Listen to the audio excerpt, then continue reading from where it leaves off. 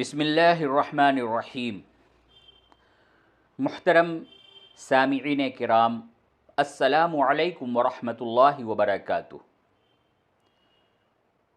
قبل اس سے کہ کچھ عرض کروں، آئیے ہم اور آپ مل کر اپنے حبیب، اپنے پیارے نبی حضرت محمد مصطفیٰ صلی اللہ علیہ وسلم کی بارگاہ رسالت میں عشق و محبت کے ساتھ درود پاک کا نذرانہ پیش کریں۔ پڑھیے اللہم صلی علی سیدنا حبیبنا و شفیعنا و مولانا محمد وبارک وسلم۔ سبحان ربک رب العزت عما یصفون وسلام علی المرسلین والحمد للہ رب العالمین۔ محترم حضرات، جلسہ سیرت النبی صلی اللہ علیہ وسلم کی آج کی ہماری 10ویں محفل ہے، اور آج کا جو ہمارا موضوع ہے وہ ہے ہجرت، یعنی محمد مصطفیٰ صلی اللہ علیہ وسلم کی ہجرت کے واقعات پہ کچھ روشنی ڈالتا ہوں، کچھ عرض کرتا ہوں۔ جب قریش کے لیے اب یہ ضروری ہو چکا تھا کہ کوئی آخری تدبیر سوچیں، کیونکہ جس اسلام کو اب تک وہ کمزور سمجھ رہے تھے وہ مدینے میں پہنچ کر نئی اجتماعی طاقت حاصل کر رہا تھا۔ قریش اس وقت 10 قبیلوں میں بٹے ہوئے تھے۔ ہر قبیلہ کی اپنی ایک مجلس شورا ہوتی تھی جس کو النادی کہتے تھے۔ پھر پورے قریش کی ایک اجتماعی شورا تھی جس کو دار الندوہ کہا جاتا تھا۔ اس میں ہر قبیلے کی نادی کے سردار شریک ہوتے۔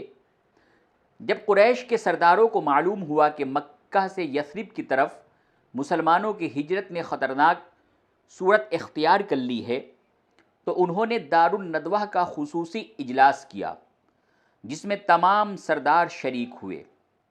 مسئلہ یہ تھا کہ موجودہ صورتحال سے نمٹنے کے لیے کیا کیا جائے۔ پہلی تجویز یہ تھی کہ حضرت محمد صلی اللہ علیہ وسلم کو ہاشم بن عاص کی طرح قید میں ڈال دیا جائے، یعنی زنجیروں میں باندھ کر انہیں جنگل میں چھوڑ دیا جائے۔ مگر اس میں یہ اندیشہ محسوس ہوا کہ مدینہ کے مسلمانوں کو یہ بات معلوم ہو جائے گی، وہ آئیں گے اور حضرت محمد صلی اللہ علیہ وسلم کو اسی طرح آزاد کر لیں گے جس طرح انہوں نے ہاشم کو آزاد کر لیا ہے۔ پھر یہ تجویز ہوئی کہ حضرت محمد صلی اللہ علیہ وسلم کو مکہ سے نکال دیا جائے۔ یہ بھی اصل مسئلہ کا حل نہیں تھا، کیونکہ اندیشہ تھا کہ مکہ سے نکلنے کے بعد حضرت محمد مصطفیٰ صلی اللہ علیہ وسلم یثرب چلے جائیں گے اور وہاں اپنی طاقت یکجا کر کے ہمارے لیے ایک نیا مسئلہ بن جائیں گے۔ آخر ابو جہل کی تجویز کے مطابق طے ہوا کہ حضرت محمد صلی اللہ علیہ وسلم کو قتل کر دیا جائے۔ نعوذ باللہ۔ قدیم عرب میں کسی شخص کو قتل کر دینا نہ مذہبی اعتبار سے برا سمجھا جاتا تھا، نہ اخلاقی اعتبار سے، صرف مال کا نقصان تھا، کیونکہ قاتل کو مقتول کے وارثوں کو دیت دینا پڑتا تھا۔ جو شخص حضرت محمد صلی اللہ علیہ وسلم کی حمایت کرتا تھا اس کو بھی قریش نے راضی کر لیا تھا کہ وہ آپ کا ساتھ چھوڑ دے اور مزید آپ کی حمایت نہ کرے۔ چنانچہ دار الندوہ کے ارکان نے حضرت محمد صلی اللہ علیہ وسلم کے قتل کا قطعی فیصلہ کر لیا۔ طے یہ ہوا کہ قریش کے 10 قبیلے کے افراد مل کر حضرت محمد صلی اللہ علیہ وسلم کو قتل کریں، اور قبیلہ ہاشم کا سردار بھی اس میں شرکت کرے، تاکہ خون بہا یا کسی سے جنگ کا کوئی اندیشہ نہ رہے۔ قاتلوں کی ایک فہرست بھی اس وقت تیار کر لی گئی۔ لیکن اللہ تبارک و تعالیٰ کو کچھ اور ہی منظور تھا۔ حضرت محمد صلی اللہ علیہ وسلم کی ایک پھوپھی تھی جن کا نام رقیہ بنت ابی سیف تھا۔ اللہ کی مدد سے انہیں اس بات کا پتہ چل گیا۔ قریش نے پیغمبر اسلام کے قتل کا ارادہ کر لیا ہے، وہ لوگ کل رات کو صبح سے پہلے حضرت محمد مصطفیٰ صلی اللہ علیہ وسلم کے گھر کو گھیر لیں گے۔ منصوبہ یہ ہے کہ سب ایک ساتھ حضرت محمد مصطفیٰ صلی اللہ علیہ وسلم پر حملہ کر دیں اور تلوار سے انہیں ٹکڑے ٹکڑے کر ڈالیں۔ رقیہ آپ صلی اللہ علیہ وسلم کی پھوپھی خاموشی سے آپ صلی اللہ علیہ وسلم کے پاس آئیں اور کہا کہ فوراً کوئی تدبیر کیجیے۔ حضرت محمد مصطفیٰ صلی اللہ علیہ وسلم اسی وقت ابو بکر رضی اللہ عنہ کے گھر پہنچے اور سارا قصہ بیان کیا۔ حضرت ابو بکر رضی اللہ عنہ نے کہا کہ اسی مقصد کے لیے میں نے پہلے سے 2 تیز رفتار سفید اونٹنیاں تیار کر رکھی ہیں، ان میں سے ایک تو آپ قبول کر لیں۔ حضرت ابو بکر رضی اللہ عنہ کی صاحبزادی حضرت اسماء نے راستہ کے لیے کچھ کھانے پینے کی چیزیں تیار کی اور اسے ایک تھیلے میں رکھا۔ تھیلے کا منہ باندھنے کے لیے کوئی رسی بروقت نہ ملی تو حضرت اسماء نے اپنا پٹکا کمر سے کھولا اور اس کے 2 ٹکڑے کر کے ایک ٹکڑے سے تھیلے کا منہ باندھا اور دوسرے کو اپنی کمر میں لگایا۔ اسی وجہ سے ان کا نام اسلامی تاریخ میں ذات النطاقین 2 پٹکوں والی پڑ گیا۔ اس کے بعد حضرت محمد مصطفیٰ صلی اللہ علیہ وسلم اپنے چچا زاد بھائی حضرت علی بن ابی طالب رضی اللہ عنہ سے ملے۔ ان کو پوری صورتحال بتا کر آپ نے کہا کہ آج میں یہاں سے روانہ ہو جاؤں گا، تم یہ کرو کہ میری چادر پہن لو اور تمام دن میرے گھر میں رہو، رات کو میرے بستر پہ سو جانا۔ اس تدبیر کا ایک مقصد یہ تھا کہ اہل مکہ یہ سمجھیں کہ حضرت محمد صلی اللہ علیہ وسلم گھر کے اندر موجود ہیں۔ اس کے علاوہ آپ کے پاس مکہ کے لوگوں کی امانتیں بھی تھیں۔ آپ نے یہ انتظام کیا کہ آپ کے جانے کے بعد یہ امانتیں حضرت علی کرم اللہ وجہہ اس کے مالکوں کو واپس کر دیں۔ سفر کا نقشہ اس طرح تیار کیا گیا کہ اندھیرا ہوتے ہی حضرت محمد صلی اللہ علیہ وسلم اور حضرت ابو بکر رضی اللہ عنہ مکہ سے روانہ ہو کر ثور نامی پہاڑ کے غار میں پہنچ جائیں اور چند دن وہاں قیام کریں، کیونکہ جب قریش حضرت محمد صلی اللہ علیہ وسلم کی مکہ سے روانگی کی خبر سنیں گے تو یقیناً تیز اونٹوں پر سوار ہو کر مکہ کے چاروں طرف دوڑیں گے کہ آپ کو تلاش کر لیں۔ اس لیے چند دن غار میں ٹھہر کر آپ اس وقت آگے روانہ ہوں گے جبکہ قریش مایوس ہو کر اپنی تلاش ختم کر چکے ہوں۔ اس وقت 2 سفید اونٹنیاں غار کے پاس پہنچا دی جائیں اور آپ دونوں اس پر سوار ہو کر یثرب کے لیے تیزی سے روانہ ہو جائیں۔ طے شدہ پروگرام کے مطابق مکہ کے سرداروں نے رات کے پچھلے پہر آپ کے مکان کو گھیر لیا۔ گھر کے اندر گھس کر زنان خانہ میں قتل کرنا عرب غیرت کے خلاف تھا، اس لیے وہ صبح کا انتظار کرتے رہے کہ آپ باہر نکلیں تو وہ اجتماعی حملہ کر کے آپ کو قتل کر ڈالیں۔ صبح ہوئی تو گھر کے اندر سے ایک شخص برآمد ہوا، مگر یہ حضرت محمد صلی اللہ علیہ وسلم نہ تھے بلکہ آپ کے چچا زاد بھائی حضرت علی رضی اللہ عنہ تھے۔ سرداروں کو جب معلوم ہوا کہ حضرت محمد صلی اللہ علیہ وسلم اس گھر کے اندر نہیں ہیں تو وہ آپ کے ساتھی حضرت ابو بکر رضی اللہ عنہ کے گھر پہنچے۔ وہاں ابو بکر رضی اللہ عنہ کی صاحبزادی حضرت اسماء تھیں۔ پوچھ گچھ کے بعد جب ان سے یہ بھی کچھ معلوم نہ ہوا، ان سے پوچھنے کے بعد جب ان لوگوں کو کافروں کو کچھ معلوم نہ ہوا تو ان کو ایک تھپڑ مارا اور برا بھلا کہتے ہوئے چلے گئے۔ کافروں کی یہ عادت ہے کہ عورتوں کو، معصوموں کو مارنا شروع سے ہی یہ ان کی عادت رہی ہے، اور آج تک زمانہ اپنی نظروں سے دیکھ رہا ہے کہ کافر کیسے بزدل ہوتے ہیں اور کس طریقے سے مظلوموں کو ظلم کرنا یہ ان کا ایک شیوا ہے، ان کی ایک عادت ہے۔ چنانچہ حضرت محمد صلی اللہ علیہ وسلم اور حضرت ابو بکر رضی اللہ عنہ دونوں مکہ سے پیدل روانہ ہو کر 3 میل کے فاصلے پر ثور نامی پہاڑ کے پاس پہنچے اور یہاں ایک غار میں چھپ کر بیٹھ گئے۔ حضرت ابو بکر رضی اللہ عنہ کے صاحبزادے حضرت عبداللہ کے ذمے یہ کام سپرد ہوا کہ وہ دن بھر مکہ میں رہے اور وہاں کے لوگ جو کچھ کر رہے ہوں اس کی اطلاع رات کے وقت آ کر غار میں پہنچا دیں۔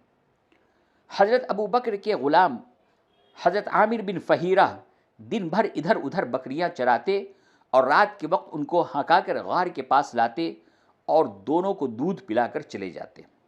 حضرت ابو بکر رضی اللہ عنہ کی صاحبزادی حضرت اسما کھانا پکا کر رات کو غار میں پہنچا آتی۔ ادھر مکہ والوں نے حضرت محمد صلی اللہ علیہ وسلم کی تلاش میں دوڑ دھوپ شروع کر دی۔ مکہ میں اعلان کر دیا کہ جو شخص حضرت محمد مصطفیٰ صلی اللہ علیہ وسلم کو پکڑ کر لائے گا اس کو 100 اونٹ انعام میں دیے جائیں گے۔ قریش کے کئی لوگ تیز رفتار اونٹوں پر دوڑتے ہوئے غار ثور سے بھی گزرے مگر وہ اس میں داخل نہ ہو سکے۔ کہا جاتا ہے کہ غار ثور میں آپ کے داخل ہونے کے بعد حبوط کا ایک واقعہ ہوا جس کی وجہ سے غار کا منہ بند ہو گیا۔ باہر سے دیکھنے والا یہ شبہ نہیں کر سکتا تھا کہ اس کے اندر کوئی انسان موجود ہے۔ حضرت محمد صلی اللہ علیہ وسلم اور ابو بکر رضی اللہ عنہ 3 دن تک اس غار میں رہے۔ اس کے بعد منصوبہ کے مطابق عبداللہ بن اریقط 2 سفید اونٹنیاں لے کر غار ثور پر آ گئے۔ حضرت عبداللہ بن اریقط ایک غیر مسلم تھے جو خریت ریگستانی راستوں کے ماہر تھے اور عرب کے جغرافیہ کو بخوبی جانتے تھے۔ اس سے آپ نے اجرت پر معاملہ طے کیا کہ وہ آپ کو غیر معروف راستوں پر چلا کر مکہ سے مدینہ پہنچائے۔ حضرت محمد مصطفیٰ صلی اللہ علیہ وسلم اور حضرت ابو بکر رضی اللہ عنہ اونٹنیوں پر سوار ہو کر آگے کے لیے روانہ ہوئے۔ چونکہ اس بات کا خوف تھا کہ تعاقب کرنے والے راستے میں پکڑ لیں گے، آپ نے عام راستہ کو چھوڑ کر سمندر کے کنارے کنارے سفر شروع کیا۔ 2 انسانوں کا یہ قافلہ اس حال میں روانہ ہوا کہ دونوں کے پاؤں میں نہ جوتے تھے اور نہ جسم پر پورے کپڑے۔ راستے میں ایک شخص ملا، اس نے حضرت ابو بکر رضی اللہ عنہ کو خطاب کرتے ہوئے پوچھا، تم کون ہو؟ آپ نے ایک نام بتایا۔ اس کے بعد حضرت محمد صلی اللہ علیہ وسلم کی طرف اشارہ کرتے ہوئے پوچھا، یہ دوسرا کون ہے؟ آپ نے حضرت ابو بکر رضی اللہ عنہ نے جواب دیا، رجل یہدینی، یہ ایک آدمی ہے جو ہمیں راستہ دکھاتا ہے۔ قبیلہ بنی مدلج کا سردار سراقہ بن جعشم اپنے خیمے میں بیٹھا ہوا تھا کہ ایک شخص آیا اور اس سے کہا، اے سراقہ، میں نے آج 2 اونٹ سوار دیکھے ہیں۔ وہ سفید اونٹوں پر سوار تھے اور دریا کے کنارے کنارے جا رہے تھے۔ میرا خیال ہے کہ ان میں سے ایک شخص محمد ہیں صلی اللہ علیہ وسلم۔ سراقہ اپنے چند لوگوں کے ساتھ گھوڑے پر سوار ہوا اور بتائے ہوئے نشان پر چل پڑا تاکہ حضرت محمد صلی اللہ علیہ وسلم کو پکڑ لے اور قریش سے 100 اونٹوں کا انعام حاصل کرے۔ سراقہ چونکہ گھوڑے پر سوار تھا، وہ تیزی سے چل کر حضرت محمد صلی اللہ علیہ وسلم کے قریب پہنچ گیا، مگر عین اس وقت جب کہ وہ گھوڑے کو ایڑ لگا کر حضرت محمد صلی اللہ علیہ وسلم پر جا پڑنا چاہتا تھا، اس کا گھوڑا ٹھوکر کھا کر گر پڑا۔ اس نے تیروں سے فال نکالی کہ حملہ کرنا چاہیے یا نہیں، جواب میں انکار آیا۔ اب وہ گھوڑے سے اتر پڑا اور فریاد کرنے لگا۔ اس نے کہا، مجھے ایسا معلوم ہوتا ہے کہ آپ ہی حق پر ہیں، آپ ضرور ایک دن قریش پر غالب آئیں گے۔ حضرت محمد مصطفیٰ صلی اللہ علیہ وسلم نے پوچھا، تم کیا چاہتے ہو؟ سراقہ نے کہا، میں چاہتا ہوں کہ جب آپ قریش پر غالب ہوں تو مجھ کو اور میرے قبیلے کو قتل نہ کریں۔ آپ نے اس کو امان نامہ لکھ کر دے دیا۔ حضرت محمد مصطفیٰ صلی اللہ علیہ وسلم چلتے ہوئے ستمبر کے مہینے میں سن 622 عیسوی میں یثرب کے قریب قبا کی بستی میں پہنچ گئے۔ یہ ربیع الاول کا مہینہ اور نبوت کا 13واں سال تھا۔ اسی سال سے اسلامی تاریخ میں ہجری کیلنڈر کا آغاز ہوتا ہے۔ قبا مدینے کے جنوب میں ہے اور حرمہ کا جز شمار ہوتا ہے۔ آج کے لیے آج کی اس محفل میں انشاءاللہ اتنا ہی۔